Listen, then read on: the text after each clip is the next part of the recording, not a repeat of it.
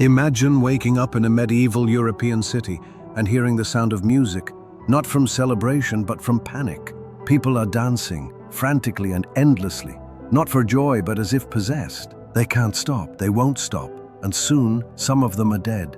This isn't a folk tale or a scene from a horror movie. It's a true historical event. Welcome to the Dancing Plague of 1518, one of the strangest and most unexplained events in human history.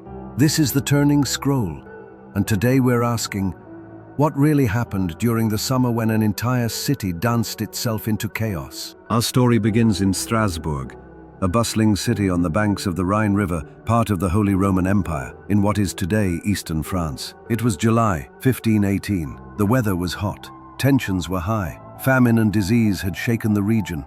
People were desperate, superstition ruled daily life. The church explained most misfortunes as punishments from God, or sometimes the influence of the devil. In the midst of this unease, a woman stepped into the street. Her name, according to records, was Frau Trophea. She began to dance. Frau Trophea didn't dance for an hour or two. She danced for days. Witnesses said her feet bled, her body trembled. She showed no sign of joy, only exhaustion and torment. By the third day, people started to gather, confused, then terrified. But instead of stopping her, others joined in. By the end of the week, more than 30 people were dancing uncontrollably in the streets. Doctors were called, priests were summoned, but nothing worked, and it was only just beginning. As July turned into August, the number of dancers exploded. Some reports say as many as 400 people had joined in, moving non-stop through the streets of Strasbourg. Their limbs flailed, their bodies convulsed, and still they danced. Some screamed for help as their muscles failed. Others collapsed from sheer exhaustion, only to get up again and continue. A few reportedly died from heart attacks, strokes, or simply from dancing too long. It was no longer a strange occurrence. It had become a full-blown crisis. The city council was alarmed. They turned to the physicians of the time for answers, hoping for a cure. The medical consensus was bizarre by today's standards. The doctors ruled out supernatural causes, not because they didn't believe in them, but because they believed this was a natural illness. They blamed it on overheated blood, specifically a condition called hot blood or blood fever. The cure? Let them dance it out. Seriously. Instead of stopping the dancers, the authorities decided to help them continue.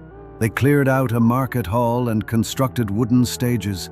They even hired musicians, hoping to speed along the cure by encouraging the dance. It sounds absurd now, but it was official policy. But instead of ending the plague, it made things worse. With music echoing through the streets and crowds of exhausted people dancing themselves into collapse, Strasbourg was gripped by something it couldn't understand. The authorities soon realized their strategy had failed. More people were joining in, more were dying. The dance it out method had only fueled the madness. By late August, the tone in the city had shifted from confusion to fear. Officials reversed course. The stages were taken down. The musicians were sent home. The dancers were gathered up and taken to a shrine in the nearby mountains, dedicated to St. Vitus, the patron saint of dance and epilepsy. There they were prayed over and given symbolic red shoes that had been sprinkled with holy water. It was believed that St. Vitus had cursed them, and only his forgiveness could bring peace to their bodies. And according to most reports, the dancing did eventually stop. Slowly, people recovered, but the mystery remained. What exactly caused it? What could make hundreds of people lose control of their own bodies and dance for days on end, sometimes to death? Centuries later, historians and scientists still don't fully agree, but they've offered several fascinating theories. One of the leading theories is mass psychogenic illness, also known as mass hysteria. This happens when groups of people, usually under extreme stress or trauma, begin to exhibit the same physical symptoms without any clear medical cause. In 1518, Strasbourg was dealing with hunger, disease, and widespread anxiety. Life was hard, brutal, and short. The idea is that the dancing may have been a subconscious response to all of that pressure. In other words, their bodies rebelled when their minds couldn't take it anymore. But not everyone buys that explanation. Another theory suggests that the dancers may have been poisoned, specifically by a toxic mold called ergot, which grows on damp rye and produces effects similar to LSD. Ergot poisoning can cause hallucinations, convulsions, and muscle spasms. It's even been linked to other strange historical events, including the Salem witch trials. But there are problems with this theory too. Ergot usually makes people too sick to move, not dance for days at a time. And it's not contagious, so it doesn't explain how the phenomenon spread. Some researchers believe it could have been a religious or cult-like experience. Medieval Europe was full of intense, sometimes ecstatic spiritual movements. Flagellants, for example, would whip themselves in public as a form of repentance. In this case, it's possible that the dancing was a kind of spiritual release or mass ritual gone out of control, driven by fear, guilt, and extreme belief. And then there are those who admit the truth. We might never know. The dancing plague of 1518 remains one of the most baffling events in history. It wasn't a battle, a revolution, or a royal scandal. It was something stranger, something human. A moment when fear, belief, and suffering may have collided in ways we still don't fully understand.